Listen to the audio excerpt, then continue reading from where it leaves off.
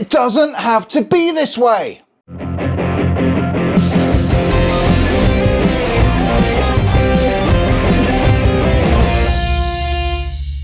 If you've been watching me for a while, you know that I love playing my retro games on original hardware where possible. I got all these cartridges here and I slot them in here and I have a good time when it works, you know, because old hardware do be finicky. But I love playing my retro games on emulators too. I've got these portable emulators, I've got emulators on my PC, I've got the SNES Mini, that's an emulator, and I'm currently playing Super Metroid and A Link to the Past combo randomizer on my Wii, courtesy of SNES 9X GX. Maybe you also saw my video about my Raspberry Pi emulator setup. I counted. I have 18 devices in this room right now on which I could be playing Super Mario World. SNES, Super Famicom, Game Boy Micro, DS, 3DS, 3DS LL, PSP Go, Dreamcast, Wii, Switch, RG Nano, MetaQuest, desktop, laptop, Raspberry Pi, TrimUI Smart, another TrimUI Smart, and of course the aforementioned SNES Mini. And apart from the first three, it's all emulation, baby. When I was a kid with a Game Boy, I dreamt of being able to play full fat Super Mario World in the car. And now I've got a choice of 18 devices in this room alone on which I can play Super Mario World, and 11 of them are portable. I brought my Switch in here just for this bit. Okay, I can't believe I forgot to talk about my phone in this section, right? Part of the reason I bought a folding phone is because the 5:4 aspect ratio is incredible for emulating retro consoles on the go. Just look at this, look at this. It's amazing. I've got a gamepad thing that straps right onto it, and it's freaking huge. I've got a bigger screen than the Switch on this thing. I mean, this phone's pretty old now and doesn't open all the way, but I gotta say, a Samsung Galaxy Z Fold 2 is a great portable emulator, if you want something a little bit extra. But honestly, if you've got a smartphone, it's a great way to get into portable emulation. I mean, you probably want to get yourself a gamepad, but I mean, touch controls are okay if you just want to play some Pokemon or whatever. So listen, I'm not hating on emulators, but there's a right way and a wrong way. And to start with, I'm not talking about portable emulators. The best gaming system is the one you've got with you, and anything that's capable of playing Super Mario World on the train is an awesome experience, unless you're on the Deutsche Bahn, which is mostly standing room only these days. But you know, keying Super Mario World while I'm waiting for my coffee to brew at work is perfectly fine Super Mario World. But this video is about emulating at home, and if you've watched a lot of retro gaming content on YouTube, as I have, you see these mistakes over and over, and they are mistakes. My opinion is gospel. By the way, if you're new to emulation or find it difficult to get started, it wasn't really my intention with this video to get you going, but you've clicked on it, so you must be interested, and it's a wonderful world to be getting into. If you've got a Nintendo Switch with Nintendo Switch Online, congratulations, you're already emulating. If you want to level up your emulating beyond what's offered on the Switch, check out the link in the description for how to get started with RetroArch. Finding games or ROMs for the system you want to play is honestly as easy as finding anything else on the internet, and if you just want to get started with the kind of stuff I cover on this channel, everything 90s and cartridge based, you don't need to mess about with BIOS files either. In fact, if RetroArch looks too complicated, honestly just download SNES 9X and some SNES ROMs and start having a good time. Now on with the takes. Let's go in spicy to start with. Let's talk about rewinds. Now, a while back I watched someone playing Super Metroid for the first time and getting intensely frustrated with it, and after a little while, almost every time she took damage, she'd hit that rewind button. This was on Switch, right? So they put that rewind shortcut reminder right there in the bottom. It's there all the time. It's too damn tempting, Nintendo, and I get that, but look. Now if you're new to the channel, you're expecting me, as an older retro gamer with a beard, to tell you that you should never rewind, and you should never use save states, and you should play all the games exactly as they're intended, just as I did 30 years ago. And I'm a big purist, and that's how I enjoy games, so that's how you should enjoy them too. Firstly, welcome to the Retro Sofa. Secondly, we like nuance here, so no, that's not the take. One, it's not very spicy, and two, that just makes gaming less accessible to newcomers. So no, we're not doing that. What I will say though, is that you have to use save states and rewinds sparingly. And how sparingly depends on who you are, how much time you've got, and the game you're playing. Super Metroid is a prime example. There's one boss, Phantoon, that's really tough. One of the first big difficulty spikes in the game, and Phantoon is located on the wrecked ship, and it's caused the wrecked ship to lose power, and the only way to get power back online is to get rid of Phantoon. What this means though is that the save stations also don't have power, so while you can save pretty soon after beating the boss, there is no chance to save right before the fight, and the previous save room is a long way away with some tricky platforming in between that you really don't want to have to do again. Here's a clip of Josie Woe talking about it. Sometimes the boss battles are like insanely hard, but since I played this on the SNES Online service on the Nintendo Switch, I kind of saved right before every boss. Don't get mad. In a modern Metroid game, they'd have a save right there, okay? Or close by.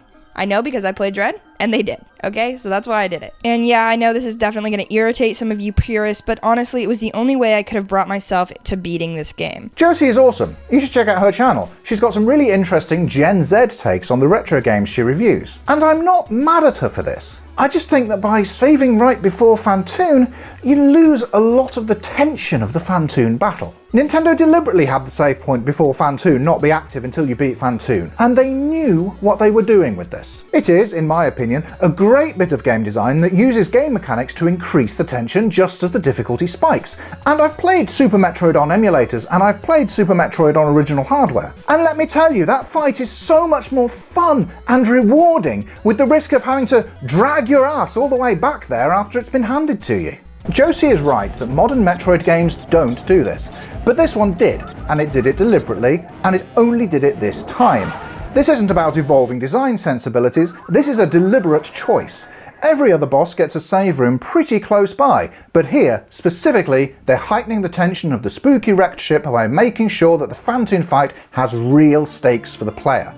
So am I telling you don't ever save before the Phantoon fight? No, I'm not, because the trek back to Phantoon is a massive pain in the ass if you have to do it over and over.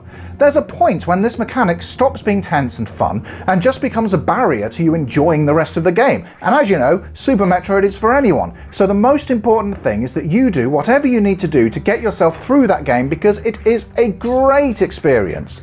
Obviously, reloading until you finally nail the Kraid quick kill is fine.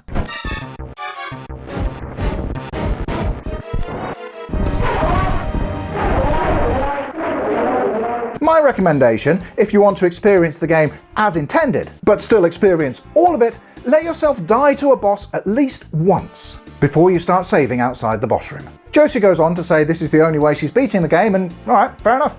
But honestly, it kind of makes me sad how defensive Josie gets in her video. Don't get mad. And I get why she does that. I would guess the reason I can't find the video of the lady talking about Super Metroid that I was talking about right at the start of this section, it's not Josie, is because the person playing it got so much abuse she just decided to take it down. There definitely was a video on YouTube of a lady playing Super Metroid and rewinding all the time and complaining about the game, and it's gone now. So rule number 1, real gamers do not harass other gamers for playing the games the way that they want to play them. And we especially do not harass women gamers, because that way lies toxic masculine gatekeeping. Go subscribe to Josie's channel if you haven't already, and mine. Mega Man though is an example of a game series where we're not justifying save states. Save states are a given, and we're talking about rewinds, because damn, these games can be brutal if you're not used to them.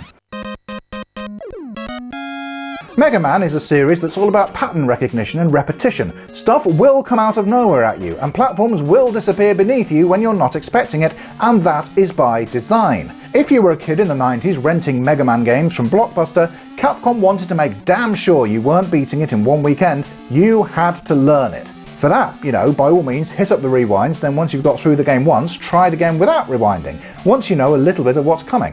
Honestly, no shade, that's the best way to enjoy most Mega Man games if you're not experienced with them.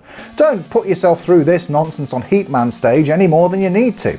Capcom agrees, because if you're playing on the Mega Man Legacy Collection, you've got a convenient rewind button built right in. So if you're using rewinds and save states all the time, you're doing it wrong. If you're never using rewinds and save states, you're also doing it wrong. So that take turned out to be kind of nuanced. So here's a spicy one for you. Video shaders are awesome! Now if you're recording game footage to play online, I get not using shaders. They're kind of divisive and maybe you're worried about putting people off, but hey, you know what? It's your footage. You do what makes you happy, and if you think the games look cool with a shader, go for it. I'm going to shout out another YouTuber here, which is Dave's Video Game Journey, and he's doing quick reviews of every game on the NES going year by year, and my friends, this is the coziest of cozy YouTube. Check it out. I played a lot of Bubble Bobble with friends growing up. It might be one of the best co-op games on the platform. Simple concept, fairly low stress to play. Wait, we are dinosaurs as well? What? How many lives do I have? It's in the bottom right. You've got one left. Oh, I see. Oh no! And there it goes. Dave does not own all these games. Dave is emulating all these games.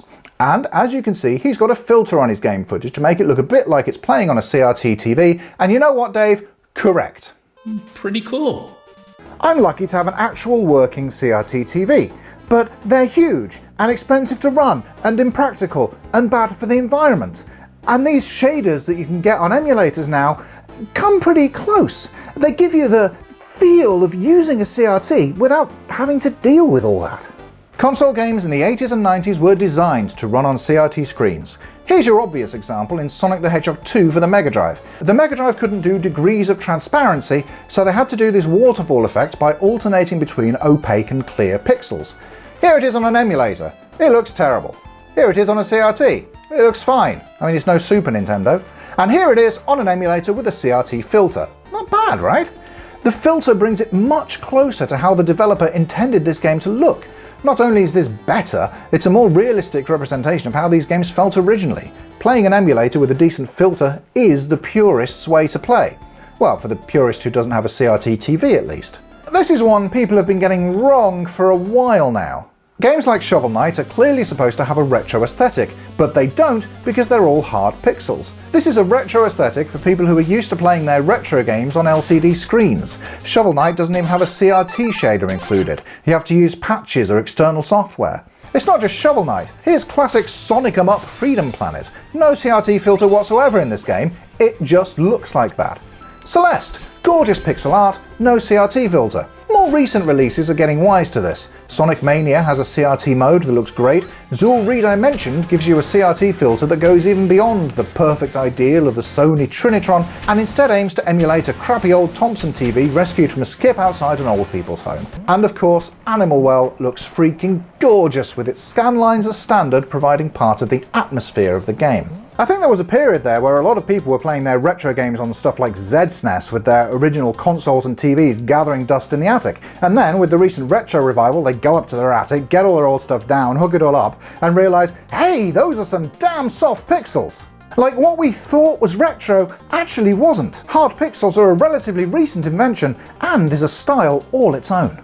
Actually, with Celeste, it makes sense because that game started out on a Pico 8 fantasy console, which is a great example of retro aesthetic, but not really retro. It creates like an idealized modern version of the simple games and hardware designs of yore, without actually being that, and the chunky hard pixel aesthetic is part of it. Now, I've been talking so far about specifically CRT style shaders, but honestly the same goes for these edge smoothing shaders like Super 2X SAI and Scale FX. These are cool! I rarely use them, but sometimes they're fun to play around with, and they're no less quote-unquote accurate than raw pixels. They don't fix the waterfall in Sonic 2, but honestly it's no worse than this. Shaders are fun, so play around and find one you like. It should now be patently obvious that I'm not talking here about an objective right and wrong.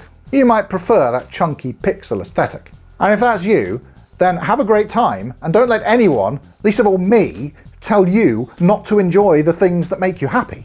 You know, it might not be to my taste, but crack on. However, you must concede that it's not representative of how games felt when they were first released in the 80s and 90s. I can kind of say the same about save states and rewinds, actually. Back when we were kids, we had almost infinite time to play the same game over and over until we got really good at it. And that's how we got to see the whole game. We just don't have the time or the attention spans that we once did. So if you're getting frustrated with a game and not getting to see all of it, then that also isn't the full nostalgic experience from when we were kids. Save states can actually get you closer to the original experience, even though the original consoles didn't have save states. That's not necessarily just because the technology changed, but because we changed. We're not patient gamers anymore. We're stressed office workers with children or cats and various other commitments, trying to just squeeze in a bit of gaming when we can. So actually, save states used well can be a big part of experiencing games similarly to how we would have experienced them 30 years ago when we didn't need the save states. Because we're not talking about scientific accuracy, we're talking about the feel, the experience. And how you interact with the game is the most important part of that. So get yourself a decent retro style controller. I mean, look, let me just show off for a sec. This is my keyboard.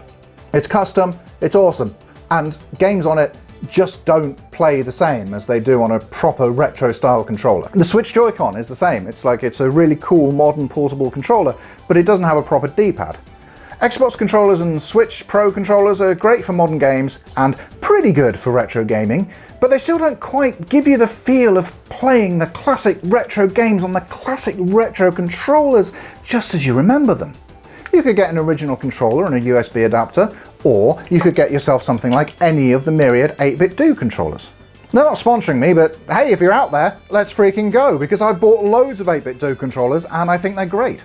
Other options, if you can find them, include the Nintendo Switch retro controllers, which are also quite lovely. In fact, my go-to SNES emulator right now is my Wii, because it's plugged into my CRT, and also, check out this controller I got. I loved unboxing this and playing some SNES games with it because it felt just like using a new SNES controller. I mean, by comparison, these actual SNES controllers still feel great, but they've smoothed out over the years and the start button takes some mashing to get going and they're a bit discoloured. But this just feels great. Let's be real, 99% of playing retro games is the display and the input device. You might enjoy putting in a cartridge like you enjoy putting on a vinyl, but once you're in the game, you're not looking at whatever box your screen and controller are connected to, you're holding the controller, you're looking at the screen, so get those things right and you'll have a much nicer and more realistic retro gaming experience. If, like me, you're mainly looking to emulate Nintendo and Sega consoles from the 90s, 8-bit Do's got you covered. If you're playing PlayStation games, then Sony's modern controllers aren't actually that far off from the original PlayStation pads, so you can just go with those. But if you're sitting there with your Xbox controller hooked up to your PC or anything else, let me tell you, the single biggest upgrade you can make to your retro gaming setup is the controller. CRT screens, original hardware, original games, don't bother. Controller plus shader plus save states equals good times. I'm a purist, and right there is the purest experience without the bulk. I've got a Patreon, by the way, you should check it out. There's a link in the description. If you support the channel through Patreon or through YouTube, you get access to our shiny new Discord. And at a certain level, you also get to enjoy videos early and get shoutouts. Speaking of, my love and gratitude to Liam, Sir Musty, Soul in Sadness, Thankmar, Ultra Muffin, and Visual Novel Archive. I'll be real with you all for a minute. Your support keeps this channel going through all the times that my depression tells me I can't hack it. And you're the real ones for it. Anyone else who supports the channel in any way, whether it's financial or by subscribing or by interacting in the comments, you're part of that too. And I appreciate all of you. You know, statistics tell me that the best time to ask people to support the channel is earlier in the video. But when I do that, people tell me they'd rather hear that stuff later on in the video after I've given them a reason. If that's you and you're still here, I hope I've given you enough reason to check out the Patreon or the YouTube membership, or just get on those subscribe and share links. You all told me you want this bit at the end, so here you go, prove the statistics wrong. And hey, thanks for stopping by and joining me on the Retro Sofa. It's been a lot of fun, and I hope this video has given you some ideas for how you could level up your retro gaming experience. But most importantly, you should go and play some games in whatever way bring you to the most joy, because I am not here to gatekeep. If sitting at your PC playing an unfiltered retro game in widescreen on the keyboard is all you've got, then hey, the game is still awesome, and if you're enjoying it, then that's what matters. Do your thing. See you next time.